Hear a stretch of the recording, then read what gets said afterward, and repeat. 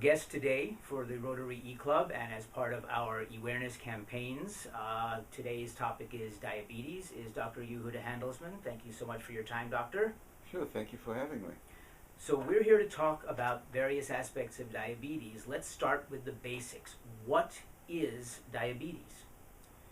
Well, to make it very basic and simple, diabetes means that the glucose level in our body is too high. And to make it very simple, in other words, we have glucose is part of energy. In fact, it's a very important part of energy. And we have a hormone called insulin in the body, whose function is to take glucose and utilize it in the various cells of the body. If insulin is not able to put glucose to use, glucose level will go up. And as glucose level will go up, we start developing diabetes. Diabetes actually could be viewed as a continuum. In other words, as hyperglycemia, as glucose levels start rising, at a certain point, we said, hey, from now, you moved from normal sugars to abnormal, but not diabetes yet, suppose pre-diabetes.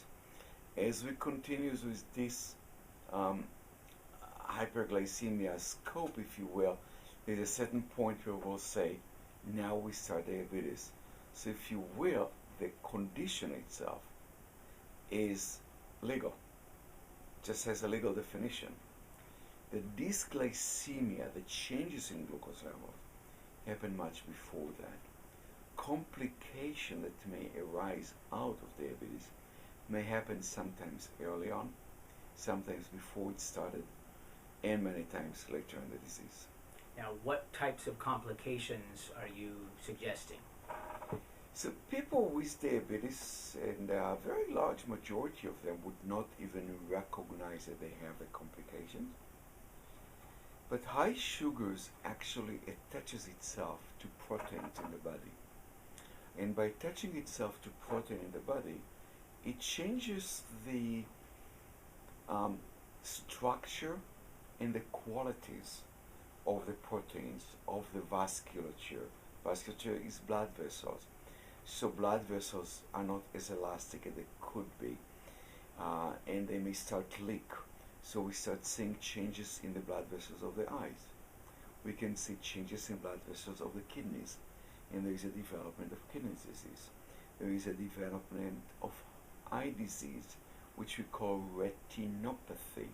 This is changes in the blood vessels in the retina, which is the back part of the eyes. Many people know of cataract. It's when we change the lens. It has nothing what to do with diabetes.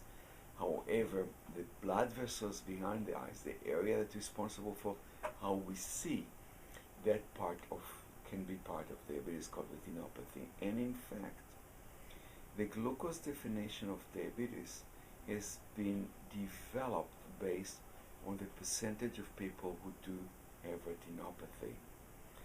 And at a level of glucose that we measure by 126 milligram per deciliter in the blood, level 126 milligram per deciliter, 10% of the people will have retinopathy.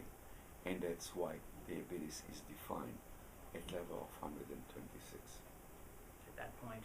Now, I understand that there are types of diabetes. I've heard of 3 types of diabetes, which are 1, 2, and then gestational, which obviously is a limited category of potential people.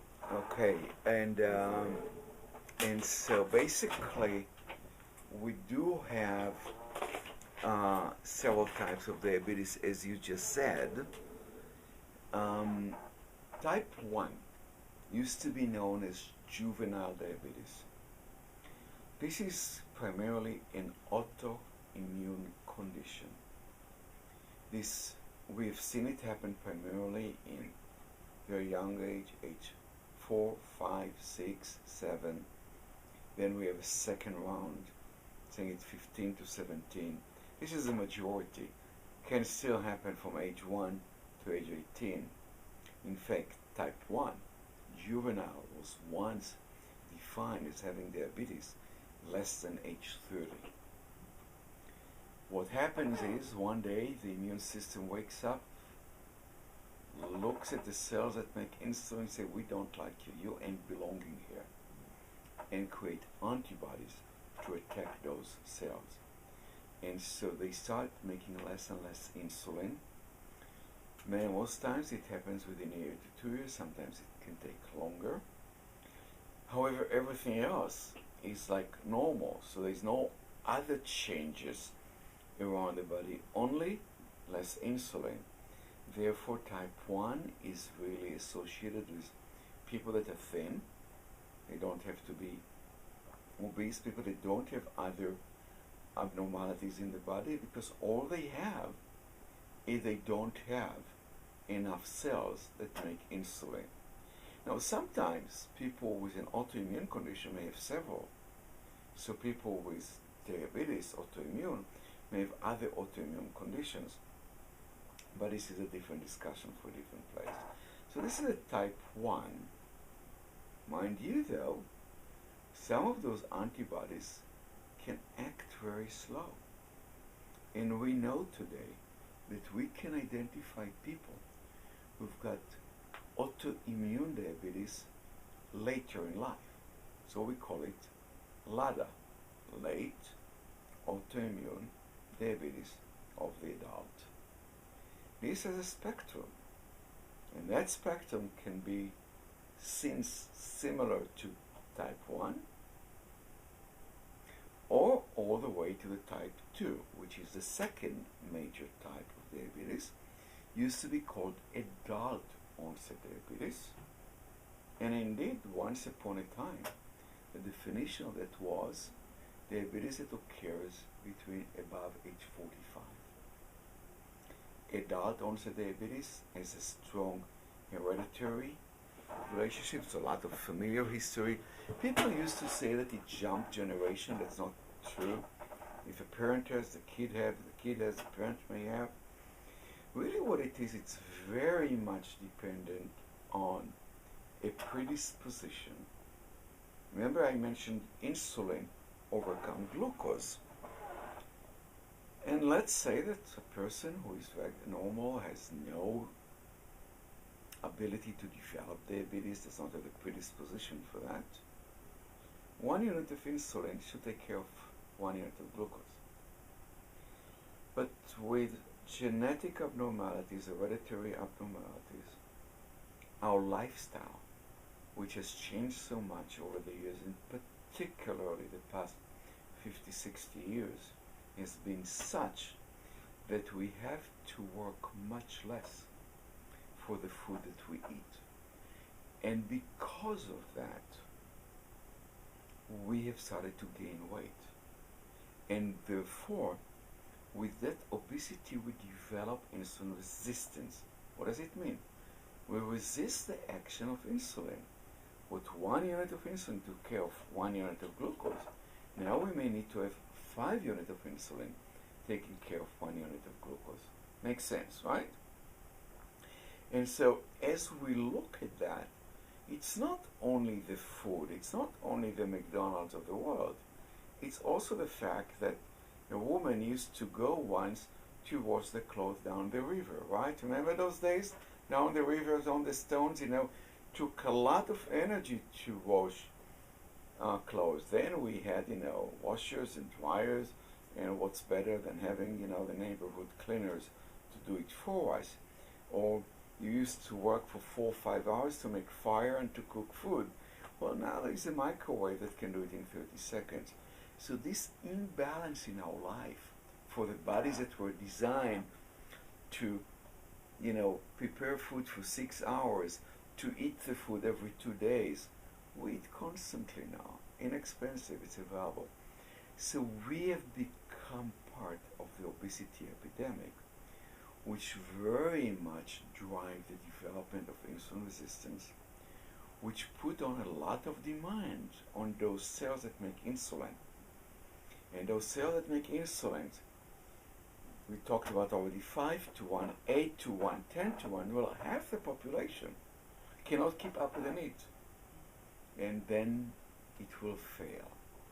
And as the need for insulin goes up, and the pancreas or the cells in the pancreas cannot supply the demand, that relationship between insulin and glucose now starts changing, and glucose goes up. And this is a condition that I said happens primarily to overweight, obese people, people that have a genetic predisposition to insulin resistance or to gaining weight, or they have it in the family. But also the pancreas, by birth, has a limited ability to make insulin for one reason or another. And one day that pancreas will fail. This is our type 2. During those 15 to 25, 30 years of the development of insulin resistance, now we think that insulin resistance, which carries also some inflammation in the body and high insulin levels, changes the cholesterol and lipids in the body and make our cholesterol much worse, and maybe predispose people to get high blood pressure. All this can cause a lot of complications which are cardiovascular in nature: heart attacks, peripheral vascular disease, carotid disease, even strokes.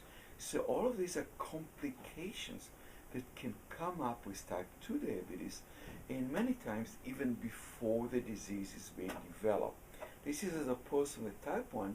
If you recall, I said they primarily have just this insulin lack, so they do not have the bad aspect of the metabolic derangements, if you will, of the person who develops type 2 diabetes. Now, this is primarily type 2. Majority of people with type 2 still make insulin, and with medication we can manage it.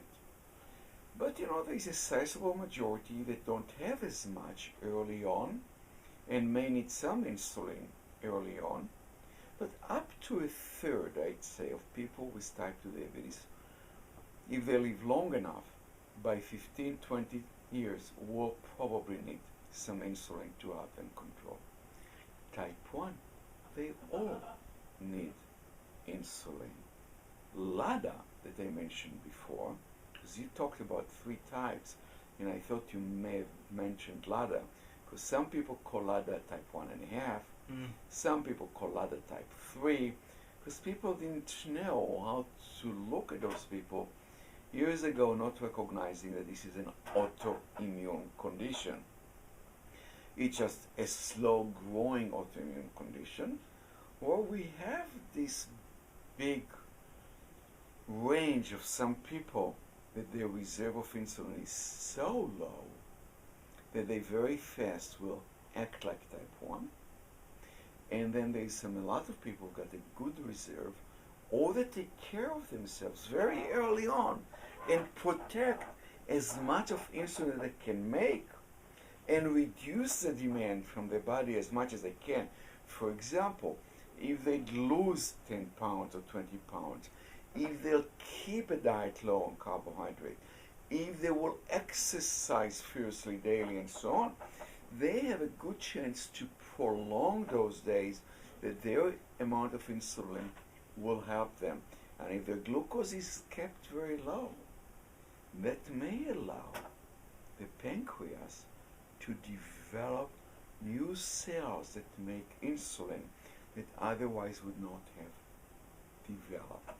So this is your type 1.5 or 3, or actually it's an autoimmune condition that can act like the one or the other type. You mentioned gestational diabetes. Well, that's very much like a type 2. These are women who have a predisposition to developing diabetes because of family history, because of being overweight or obese, and pregnancy is a high state of insulin resistance, very high state. And because I don't want to go too much theological, but you may not recall the times that we were running around in the caves, and they tried to protect every little bit of energy. So when women were pregnant, they had to preserve as much as energy for that growing baby, and food was not as much available as with every AM, PM, and 24 hours, Robertson or Ralph or whatever you have. Life was different at the time. So that state of severe insulin resistance actually allows a woman to do more functions with less calories. But now she can have as much calories or as many calories as she wants. And therefore, we are seeing that insulin resistance in many more women who already are obese or overweight, are very much insulin resistant, become pregnant. Insulin resistance to the most, their pancreas is unable to make enough sugar, and it typically shows up toward the second part of pregnancy and need to be managed, and most of those women after pregnancy revert to normal. However, in studies in Hispanic women, it showed that 50% of those Hispanic women develop diabetes within 5 years after gestation. So you may recall that I said, well, type 1 diabetes, less than age 30, juvenile. Type 2 diabetes, adult, age 45 and above. So when I was in school, I asked my professor, so what's between 30 to 45? They looked at me and they said, there is no diabetes. Well, life has changed since I was in medical school. And the epidemic of obesity is touching everybody. And the fastest growing group of people with type 2 diabetes are age 30 to 40, followed by age 20 to 30. And you remember I said type 1 less than 30. So what we are seeing here, just like we see an autoimmune diabetes of the adult, a type 1 like happens later in life to adult people. We recognize now that type 2 diabetes or adult can happen even at age 8 or 10 or 15. So we see now this country, there are about 8 to 10,000 kids that they actually have type 2 diabetes like adults are. Do you know, I sometimes treat a 13 years old who is weighing like 280 pounds or 330 pounds. Somebody sits across to you, kid, 12, 13, you see an adult across from you, that big. This obesity epidemic propels the diabetes epidemic, and we moved in the United States in the past 30 years from average of diabetes of about 6.5% to about average about 9.5% now, and in adult about age 20, 11.5% diabetes. You look at Europe, in countries like, remember a country like Czechoslovakia. In this office, 20-some years ago, this office was in a different building, but in this office, an endocrinologist from the Czech Republic, then it was called Czechoslovakia, came to see me. And we talked about type 2 diabetes. He said, we don't have type diabetes in the Czech Republic. The number was less than 2%. They have now 8 to 9% diabetes. This obesity epidemic propels it wherever they are. So it sounds like where we need to go now for a couple of minutes is there are treatment options for someone who has developed diabetes, and it involves insulin, and you touched on a couple of other issues, but let's go wider than just the patient who has diabetes, and let's talk for a moment about what can we do collectively to begin to reduce these risks, to begin to reduce this epidemic that you are talking about, that therefore leads directly to diabetes, not directly, but leads to diabetes. Terrific. So in the United States today, 68 to 70% of the population is either overweight Overweight defined by something we call BMI, basal metabolic index, and we defined normal is probably 23, 24, 22. We defined overweight by BMI of 25 and above. We define obesity by BMI of 30.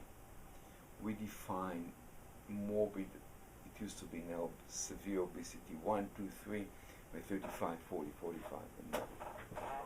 So we have overweight and obese, near 70% of the population. And the growing part in the past 35, 40 years is the obesity part, from 12% to 35% obesity. There are about 330 million people live here. We're talking about 120 to 130 million people who are obese, and another 100 million people who are overweight. And we have 85 to 90 million people with pre-diabetes. So already have glucose abnormalities defined, as I said, by fasting sugar between 100 to 125. I talked about the continuum of hypoglycemia. Normal sugar is probably 80, 75, 83 in the morning, checking it.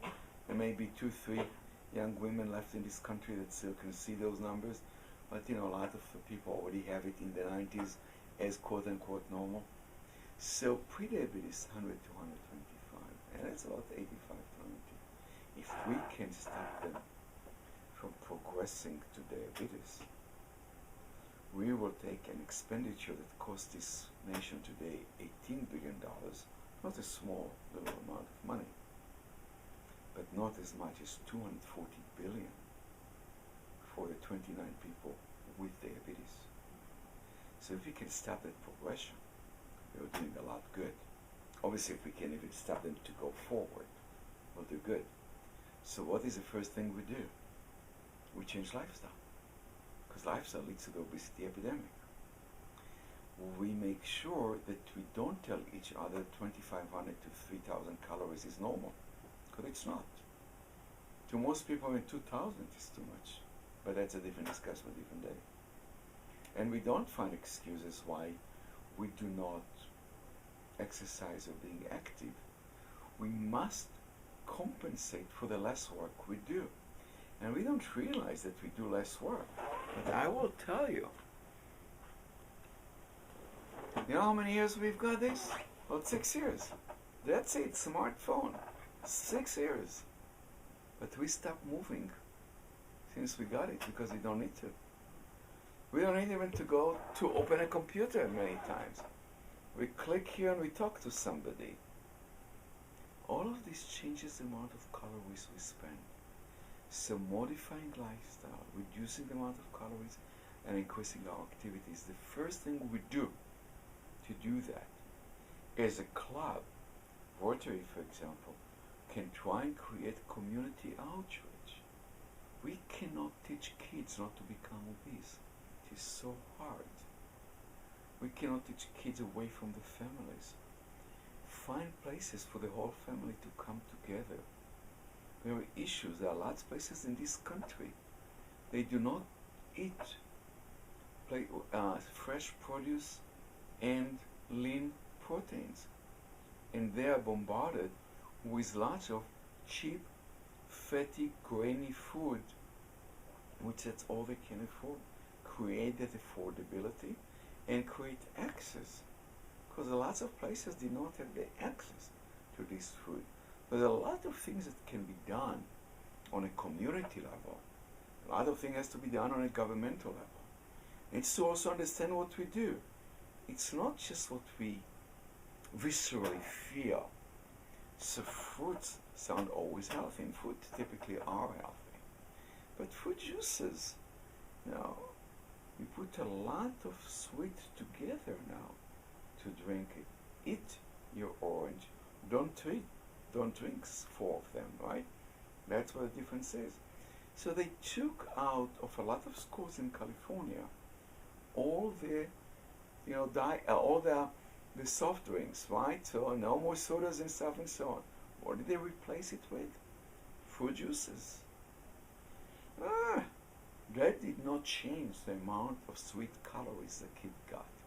So it's not only what sounds good, it's what really is good that we need to focus on to make this kind of a community level change. And so to go ahead and focus on obesity prevention program, obesity reversal program should be a great focus in the community. And to get the entire family all at once to teach the parents the best way to feed the children. If the kid sees the parents eat the burrito for the third time for lunch, the kid would want to have the burrito the third time for lunch. So the entire family. So the best thing we can do is advocate for lifestyle, diet, access adjustments. And at the same time, do you know who is the most immobile group in this country? Teenager. In particularly female, in particularly African American. African American ages 16, 17, 18 have an 88% of not moving around, which is a great increase of obesity. With it, look, we used to go out as kids and play out with our friends. I'll never forget when my kids were still small, let's say 15, 16 years ago, they wanted as a present to get an account with AOL so they can get a chat room, so they can meet online with their friends from school, not to meet outside, not to go and play ball. And then it came to be video games, computer games. They don't have to go anywhere. So kids now, sometimes we see that all these cute pictures, you see them on YouTube or elsewhere, with 3, 4 kids, each to another, they each have their own iPad or tablet or something, and they play with, and sometimes that's how they talk to each other. They don't even talk. They even write to each other.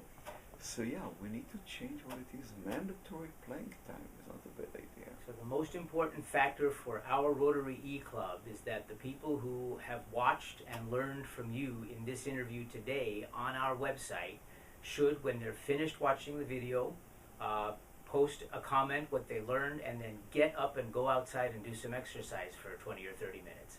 Have them run and do the exercise and then post a comment. Okay, that's fair. Okay. Everybody heard that. Dr. Yehuda Handelsman, thank you very, very much for your time today. We've learned a lot. We have a lot to think about, and there's a lot we can do to try to help people. So thank you for educating us today. Absolutely, thank you, and hopefully it will make a change.